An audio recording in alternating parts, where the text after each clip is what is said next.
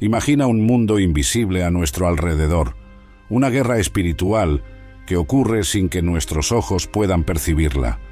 Las Escrituras revelan que no luchamos contra carne y sangre, sino contra principados y potestades, contra los dominadores de este mundo tenebroso. Esta es la historia de lo que la Biblia realmente enseña acerca de los poderes invisibles que influyen en nuestra realidad cotidiana. Pablo, el apóstol, escribió palabras que resuenan a través de los siglos para los creyentes de Éfeso. En su carta, reveló una verdad fundamental que muchos ignoran. Porque no tenemos lucha contra carne y sangre, sino contra principados, contra potestades, contra los príncipes de las tinieblas de este siglo, contra huestes espirituales de maldad en las regiones celestiales. Este pasaje de Efesios capítulo 6, versículo 12, abrió una ventana para comprender el mundo espiritual que afecta directamente nuestra existencia terrenal. Los efesios vivían en una ciudad dominada por el culto a la diosa Diana, donde su templo era una de las 7 maravillas del mundo antiguo. Ellos enfrentaban diariamente la opresión espiritual de un sistema religioso que los rodeaba. Pablo no hablaba de manera alegórica. Para él, esos principados y potestades eran realidades concretas, seres espirituales rebeldes contra Dios que ejercían influencia sobre regiones, culturas y sistemas de pensamiento. Los efesios comprendían este concepto porque vivían bajo la constante presión de fuerzas que buscaban impedir la expansión del Evangelio. Estos poderes no eran invenciones de Pablo. Desde el jardín del Edén, las Escrituras muestran la presencia de seres angélicos que se rebelaron contra el Creador.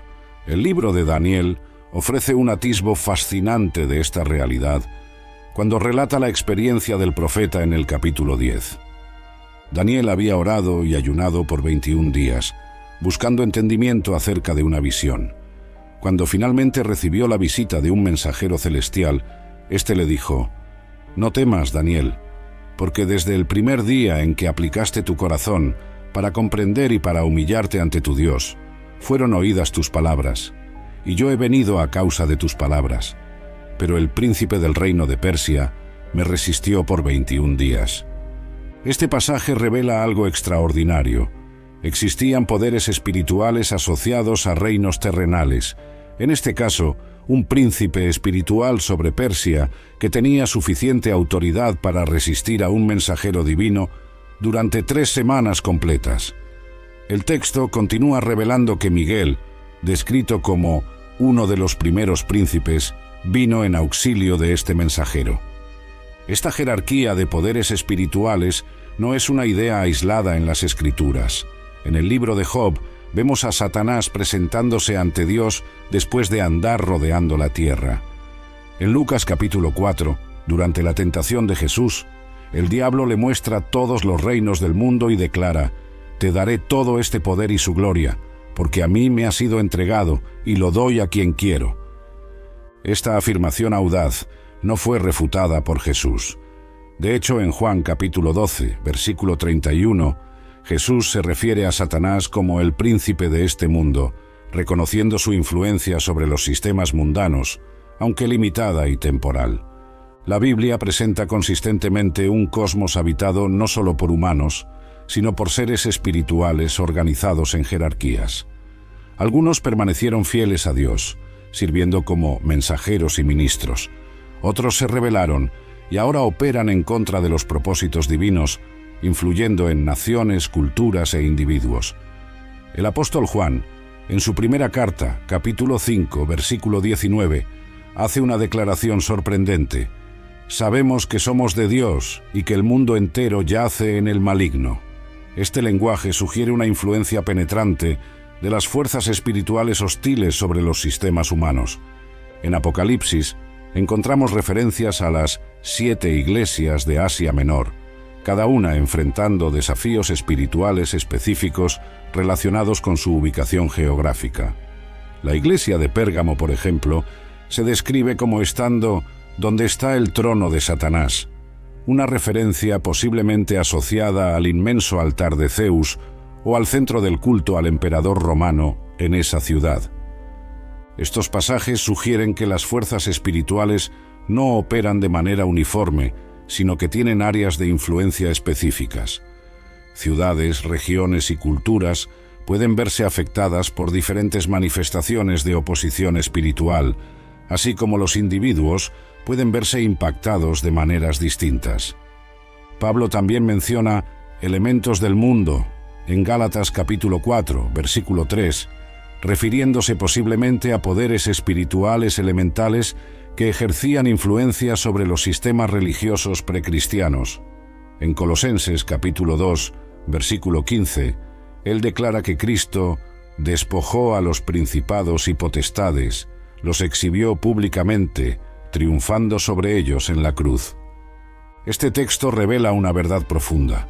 La cruz de Cristo no fue solo el medio de redención individual, sino una victoria cósmica sobre poderes espirituales que mantenían a la humanidad en esclavitud. En la crucifixión, lo que parecía ser la derrota de Jesús fue, en realidad, su triunfo sobre las fuerzas espirituales hostiles. Las Escrituras muestran que estos poderes operan con frecuencia a través de sistemas humanos, políticos, religiosos, económicos y sociales. Daniel capítulo 10 sugiere una correlación entre gobiernos terrenales y entidades espirituales. Pablo, en Efesios capítulo 2, habla del príncipe de la potestad del aire, que actúa en los hijos de desobediencia, indicando influencia espiritual sobre comportamientos humanos. ¿Cómo influyen estos poderes en el mundo? Las Escrituras indican diversos métodos. En 2 de Corintios, capítulo 4, versículo 4, Pablo afirma que el Dios de este siglo cegó el entendimiento de los incrédulos, sugiriendo una influencia sobre sistemas de pensamiento y cosmovisiones. En 1 de Timoteo, capítulo 4, versículo 1, él advierte sobre doctrinas de demonios que se manifestarían en los últimos tiempos, falsas ideologías y enseñanzas que desvían a las personas de la verdad. Jesús, en Juan capítulo 8, versículo 44, habla de Satanás como el padre de la mentira, indicando que la desinformación y el engaño son tácticas primarias de las fuerzas espirituales hostiles. En el jardín del Edén, la serpiente utilizó una combinación de media verdad y cuestionamiento de la palabra de Dios. Así que Dios dijo: «Ciertamente no moriréis». Esta táctica sigue siendo efectiva. Sembrar dudas acerca de la veracidad y la bondad de las instrucciones divinas. Las Escrituras también revelan que estos poderes a menudo operan a través de la acusación. En Apocalipsis capítulo 12, a Satanás se le llama acusador de nuestros hermanos, el que los acusaba delante de nuestro Dios día y noche. Este pasaje revela una actividad incesante de acusación contra los fieles. La palabra diablo, diabolos en griego, literalmente significa calumniador o acusador. Su estrategia incluye no solo acusar a los creyentes delante de Dios, sino también infiltrar sentimientos de culpa, vergüenza y condenación en sus mentes, incluso después del perdón divino. En contraste, al Espíritu Santo se le llama Parácletos, abogado o consolador. Mientras las fuerzas hostiles acusan, el Espíritu de Dios defiende, consuela y trae paz. Esta distinción fundamental ayuda a los creyentes a discernir el origen de los pensamientos que surgen en sus mentes. La condenación prolongada proviene del enemigo. La convicción que lleva al arrepentimiento y la restauración proviene de Dios. Las Escrituras muestran que estos poderes también trabajan a través de la tentación. En Mateo capítulo 4, vemos a Jesús siendo tentado directamente por Satanás en el desierto. Las tentaciones se dirigieron específicamente a áreas de vulnerabilidad potencial: el hambre física después de 40 días de ayuno, el deseo de probar su identidad como hijo de Dios y la posibilidad de alcanzar su objetivo mesiánico sin pasar por el sufrimiento de la cruz. Satanás incluso usó las Escrituras, citándolas parcialmente y fuera de contexto en su intento de desviar a Jesús.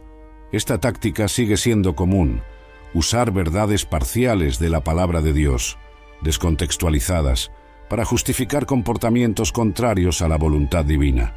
Jesús respondió a cada tentación con la palabra de Dios, correctamente aplicada, demostrando que la Escritura, cuando se comprende en su contexto adecuado, es un arma poderosa contra las estrategias engañosas del enemigo.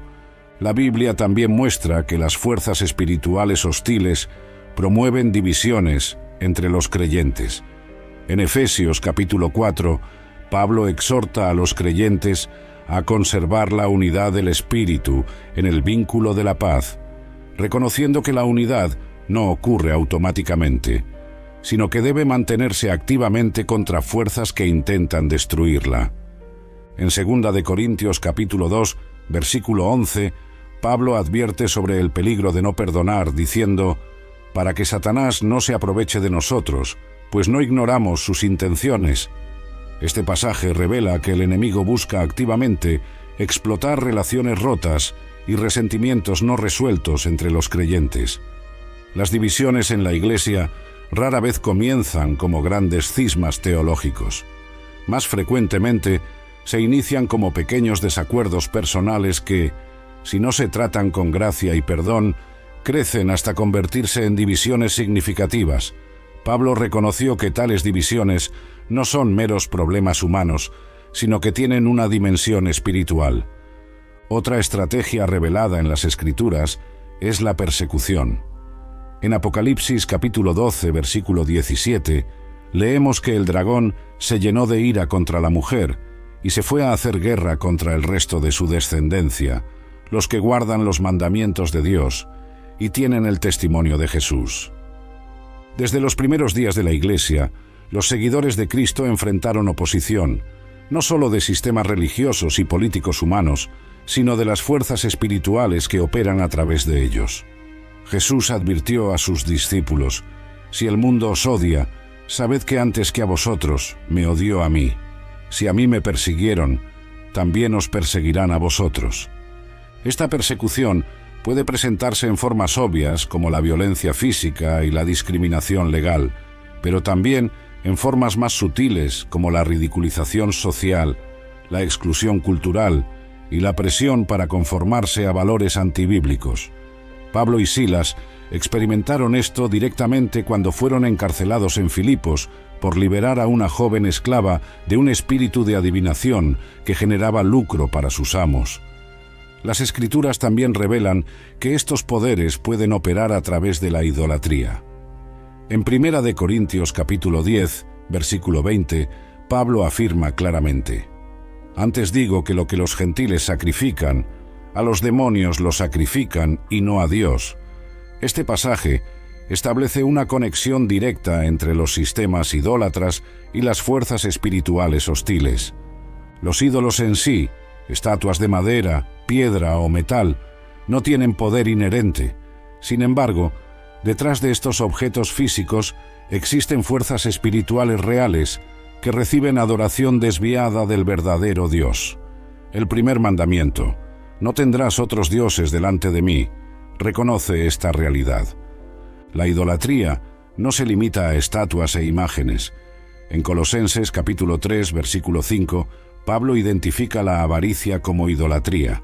Cualquier cosa que reciba la devoción, confianza y adoración debida solo a Dios se convierte en un ídolo, ya sea el dinero, el estatus, la comodidad, las relaciones o ideologías políticas.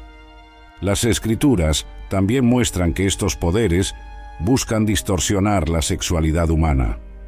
Pablo advierte en 1 de Tesalonicenses capítulo 4 que debemos abstenernos de la prostitución, porneia, inmoralidad sexual en general, cada uno sabiendo controlar su propio cuerpo en santificación y honor, no con pasión de concupiscencia, como los gentiles que no conocen a Dios. La sexualidad, creada por Dios como buena y sagrada dentro de los límites del matrimonio entre un hombre y una mujer, se ha convertido en un campo de batalla espiritual significativo. Las fuerzas hostiles trabajan para distorsionar este don divino, ya sea a través de la restricción legalista que lo considera impuro, como algunas herejías gnósticas criticadas por Pablo, o a través de la indulgencia sin límites que lo separa de su contexto divinamente ordenado. En Efesios capítulo 5, Pablo contrasta la embriaguez que lleva al libertinaje, con ser llenos del Espíritu, que conduce a relaciones saludables. Esta yuxtaposición sugiere que tanto el abuso de sustancias como la inmoralidad sexual pueden abrir puertas a la influencia espiritual negativa. Otra estrategia revelada en las Escrituras es el uso de falsos profetas y falsas enseñanzas. En 2 de Pedro capítulo 2, el apóstol advierte: «Así como hubo falsos profetas entre el pueblo, también habrá entre vosotros falsos maestros, que introducirán encubiertamente herejías destructoras». Jesús advirtió en Mateo capítulo 24 acerca de falsos profetas que realizarían señales y prodigios para engañar, si fuera posible, incluso a los elegidos. Pablo habló de un espíritu de error en 1 de Juan capítulo 4, que inspira a falsos profetas. Estos pasajes indican que el engaño doctrinal no es meramente resultado de un razonamiento humano defectuoso, sino que puede tener una dimensión espiritual. La verdad de Dios, tal como se revela en las Escrituras, es atacada constantemente por distorsiones sutiles que parecen plausibles y a menudo contienen elementos de verdad mezclados con error. Pablo describió a Satanás como capaz de transformarse en ángel de luz, presentando el mal bajo la apariencia de bien. Las Escrituras también muestran que estos poderes pueden influir a través del miedo. En 2 de Timoteo, capítulo 1, versículo 7, Pablo declara: «Porque Dios no nos ha dado espíritu de cobardía, sino de poder, de amor y de dominio propio». Este pasaje sugiere que ciertos tipos de miedo no son simplemente emociones naturales, sino que pueden tener origen espiritual. En Hebreos capítulo 2, versículo 15, leemos que Cristo vino para libertar a todos los que por el temor de la muerte estaban durante toda la vida sujetos a servidumbre. El miedo a la muerte, aunque natural en cierto grado, puede ser amplificado por las fuerzas espirituales hostiles para paralizar a los creyentes e impedirles vivir con osadía para el reino de Dios. A diferencia de los temores prudentes que nos protegen de peligros reales, los miedos paralizantes que contradicen las promesas de Dios con frecuencia tienen una dimensión espiritual. El espíritu de miedo trabaja para incapacitar a los creyentes, mientras que el Espíritu de Dios produce poder, amor y autocontrol. Las Escrituras revelan claramente los límites de estos poderes. En Job capítulo 1, Satanás necesitó permiso específico de Dios antes de poder afectar a Job, demostrando que las fuerzas espirituales hostiles no poseen autonomía completa, sino que operan dentro de límites establecidos por la soberanía divina. En Lucas capítulo 10, cuando los 70 discípulos regresaron con gozo diciendo: «Señor, aún los demonios se nos sujetan en tu nombre», Jesús respondió: «Yo veía a Satanás caer del cielo como un rayo. He aquí os doy potestad de hollar serpientes y escorpiones, y sobre todo el poder del enemigo, y nada os hará daño». Este pasaje demuestra tanto el poder real de las fuerzas hostiles como la autoridad superior concedida a los seguidores de Jesús. Cristo declaró: «Edificaré mi iglesia, y las puertas del Hades no prevalecerán contra ella», garantizando que, a pesar de la oposición espiritual, la misión de la iglesia triunfará finalmente. ¿Cuál es entonces la respuesta bíblica a estos poderes? En Efesios capítulo 6, Pablo instruye a los creyentes a vestirse de toda la armadura de Dios para poder estar firmes contra las asechanzas del diablo. Esta metáfora militar resalta la necesidad de preparación y vigilancia activa. Los componentes de esta armadura espiritual incluyen la verdad, la justicia, el evangelio de la paz, la fe, la salvación y la palabra de Dios. De manera significativa, Pablo no menciona ninguna pieza para proteger la espalda, lo que sugiere que los creyentes deben enfrentar las fuerzas espirituales directamente, sin retroceder. La oración se presenta como un arma esencial en esta guerra espiritual. Pablo exhorta a orar en todo tiempo en el Espíritu, con toda oración y súplica, velando en ello con toda perseverancia. Santiago afirma: «Resistid al diablo, y huirá de vosotros», indicando que la resistencia activa, no la pasividad temerosa, es la postura correcta. Los creyentes también son llamados a discernir las influencias espirituales. En 1 de Juan, capítulo 4, versículo 1, Juan advierte: «Amados, no creáis a todo espíritu, sino probad si los espíritus son de Dios». Luego provee una prueba específica relacionada con la confesión de Jesucristo como venido en carne. Pablo, en 1 de Corintios capítulo 12, enumera el discernimiento de espíritus como uno de los dones espirituales.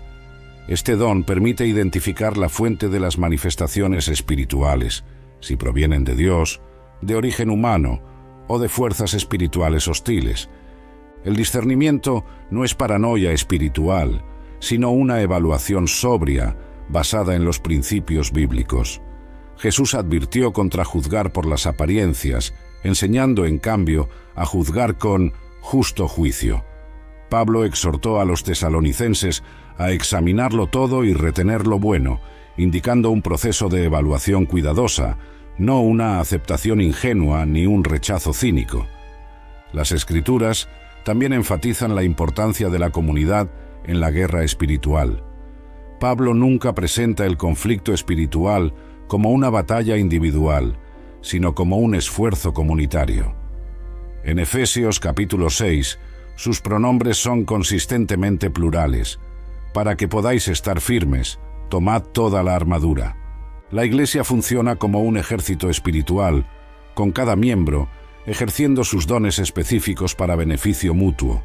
Pablo compara a la Iglesia con un cuerpo en 1 de Corintios capítulo 12, donde cada parte depende de las otras. Este modelo comunitario contrasta fuertemente con el individualismo contemporáneo que con frecuencia deja a los creyentes vulnerables al ataque espiritual. Jesús envió a sus discípulos de dos en dos, reconociendo que el ministerio en pareja ofrece mayor protección y eficacia que los esfuerzos solitarios. Eclesiastés capítulo 4 declara: «Mejores son dos que uno, porque si cayeren el uno levantará a su compañero, pero ay del solo, que cuando cayere no habrá segundo que lo levante».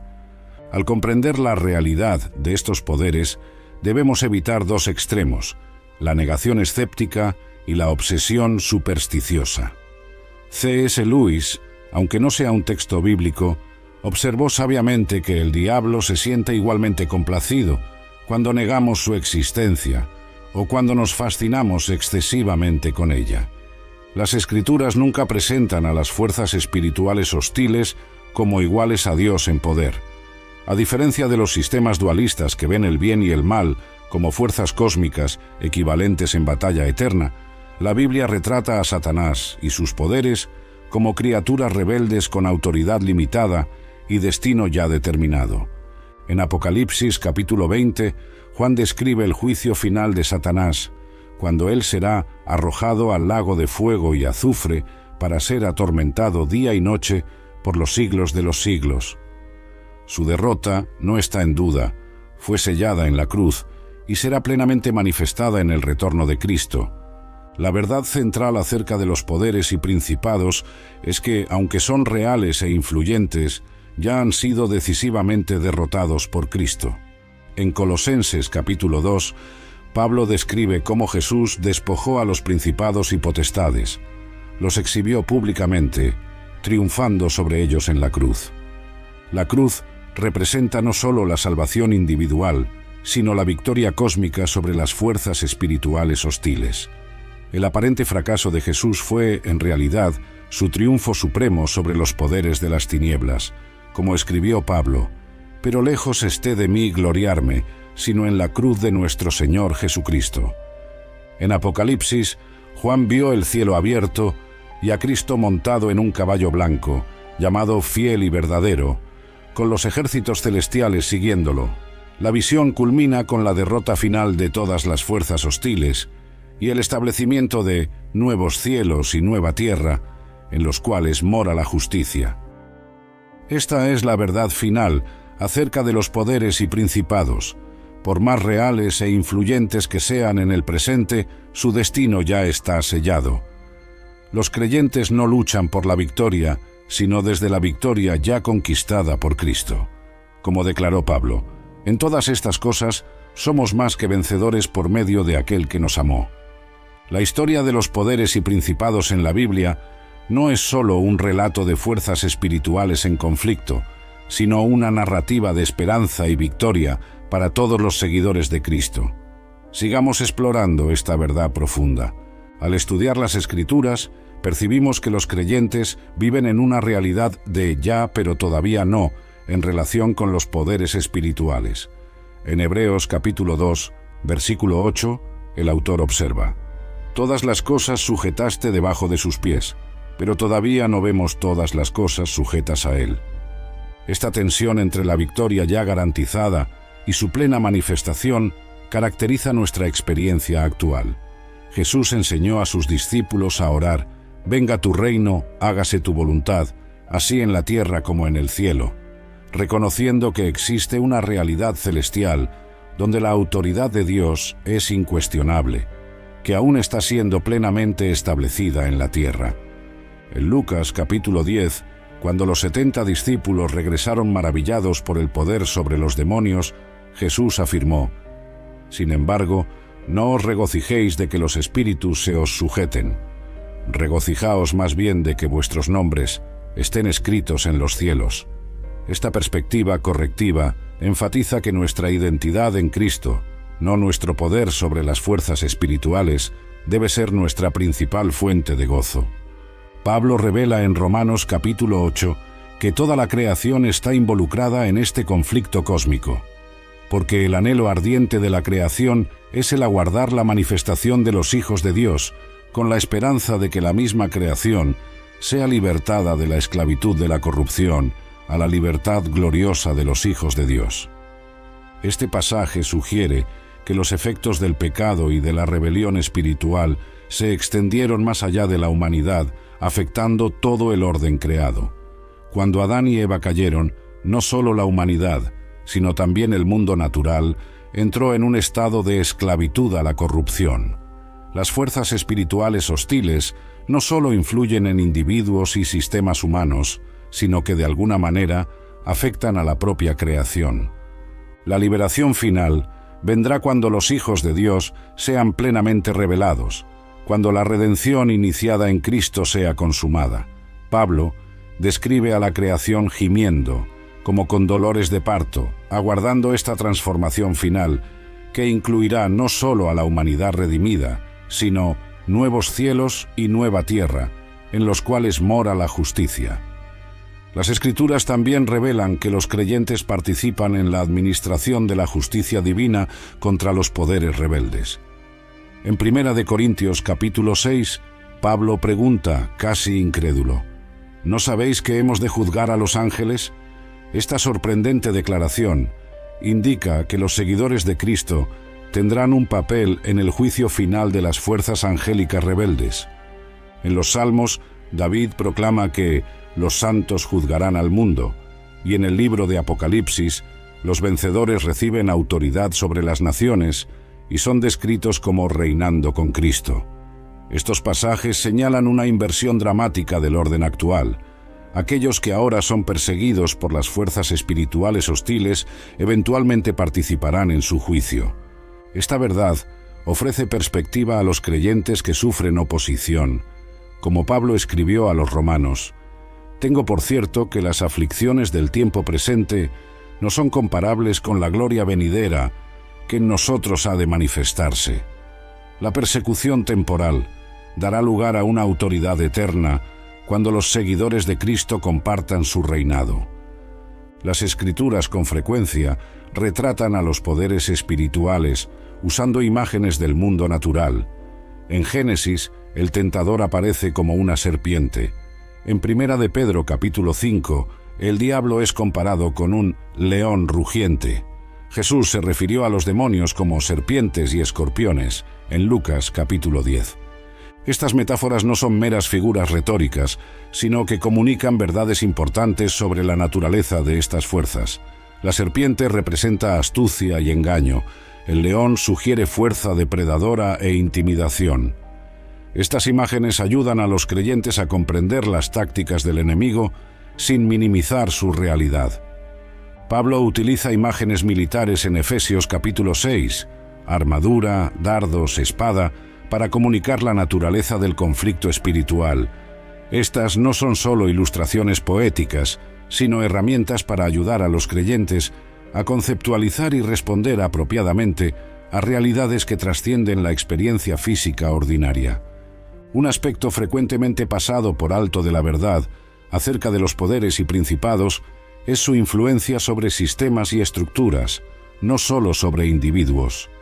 En Apocalipsis capítulos 17 y 18, Juan describe Babilonia no solo como una ciudad literal, sino como un sistema económico, político y religioso opuesto al reino de Dios. Cuando Pablo habla de huestes espirituales de maldad en las regiones celestiales, reconoce que las fuerzas espirituales hostiles operan a través de sistemas y estructuras que moldean culturas, economías y gobiernos. La idolatría, la injusticia y la opresión con frecuencia se vuelven institucionalizadas en sistemas que trascienden las intenciones de cualquier individuo. Jesús confrontó no solo a demonios individuales, sino a sistemas religiosos corruptos. Sus críticas más severas fueron dirigidas a los líderes religiosos cuyas tradiciones invalidaban la palabra de Dios y colocaban cargas pesadas sobre los hombros de los hombres. Él reconoció que las estructuras religiosas ostensiblemente dedicadas a Dios podían ser corrompidas y usadas por las fuerzas espirituales hostiles. Las Escrituras también revelan que los poderes espirituales con frecuencia trabajan a través del engaño. En Juan capítulo 8, Jesús describe al diablo como padre de la mentira. En 2 de Tesalonicenses capítulo 2, Pablo habla de una operación de error enviada a aquellos que no recibieron el amor de la verdad. Este engaño puede manifestarse de varias maneras: religiones falsas, ideologías engañosas, filosofías que exaltan la sabiduría humana por encima de la revelación divina, y sistemas que prometen vida y significado a través del materialismo, el poder o los placeres. El apóstol Juan advierte: no améis al mundo, ni las cosas que están en el mundo, porque todo lo que hay en el mundo, la concupiscencia de la carne, la concupiscencia de los ojos y la soberbia de la vida, no proviene del Padre. La serpiente en el jardín del Edén preguntó: ¿así que Dios dijo? Cuestiona el contenido y la bondad de la palabra de Dios. Esta táctica fundamental continúa manifestándose en dudas acerca de la veracidad, relevancia y bondad de las Escrituras. ¿Dios realmente quiso decir eso? ¿Estas palabras no están culturalmente limitadas? ¿Dios realmente tendría esa expectativa? Un patrón recurrente en las Escrituras es que las fuerzas espirituales hostiles con frecuencia atacan durante períodos de transición y vulnerabilidad. Jesús fue tentado inmediatamente después de su bautismo y antes del inicio de su ministerio público. Satanás pidió zarandear a Pedro precisamente antes de la crucifixión. Pablo advirtió que el diablo busca oportunidades y momentos estratégicos, refiriéndose a maquinaciones en Efesios capítulo 6. Los momentos de éxito espiritual también pueden ser períodos de vulnerabilidad. Fue después de la gran demostración del poder de Dios en el Monte Carmelo que Elías enfrentó desesperación y pensamientos suicidas cuando fue amenazado por Jezabel. David cayó en adulterio y homicidio no durante sus años de persecución, sino en la cúspide de su poder como rey. Los períodos de transición, cambios de carrera, reubicaciones geográficas, nuevas relaciones, transiciones ministeriales, con frecuencia implican estrés, aislamiento de sistemas de apoyo establecidos y la necesidad de tomar decisiones significativas. Las fuerzas espirituales hostiles explotan estratégicamente estas vulnerabilidades, destacando la necesidad de una mayor vigilancia y apoyo comunitario durante tales períodos. Las Escrituras también revelan que los poderes espirituales con frecuencia trabajan a través del orgullo. Ezequiel capítulo 28 contiene un pasaje enigmático sobre el rey de Tiro, que muchos estudiosos consideran una referencia a la caída de Satanás. Se enalteció tu corazón a causa de tu hermosura, corrompiste tu sabiduría a causa de tu esplendor. Isaías capítulo 14 contiene un lenguaje similar acerca del rey de Babilonia. ¿Cómo caíste del cielo, oh lucero, hijo de la mañana? Pues tú decías en tu corazón: subiré al cielo, por encima de las estrellas de Dios, levantaré mi trono, seré semejante al Altísimo. Estos textos sugieren que el orgullo, la exaltación del yo por encima de Dios y de los demás, está en el corazón de la rebelión espiritual.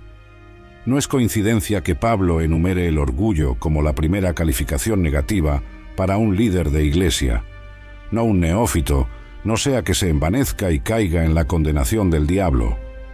El orgullo abre una puerta a la influencia espiritual negativa. Un tema constante en las Escrituras es que las fuerzas espirituales hostiles trabajan para distorsionar la adoración. La idolatría, dirigir la adoración debida solo a Dios hacia cualquier otra cosa, es consistentemente condenada a lo largo de la Biblia. En Deuteronomio capítulo 32, Moisés declara que los sacrificios a los ídolos en realidad se ofrecían a demonios y no a Dios. En el desierto, la tercera tentación de Jesús involucró una oferta de los reinos del mundo a cambio de un acto de adoración. Todo esto te daré si postrado me adoras. Jesús respondió citando Deuteronomio: al Señor tu Dios adorarás, y a Él solo servirás. En Apocalipsis capítulo 13, la bestia establece un sistema global que exige adoración. Quienes se niegan son perseguidos económica y físicamente. Este pasaje sugiere que, en su expresión final, el conflicto espiritual se centra fundamentalmente en la cuestión de la adoración. ¿Quién será reconocido como digno de lealtad y devoción supremas? El mensaje final de las Escrituras acerca de los poderes y principados es de absoluta esperanza.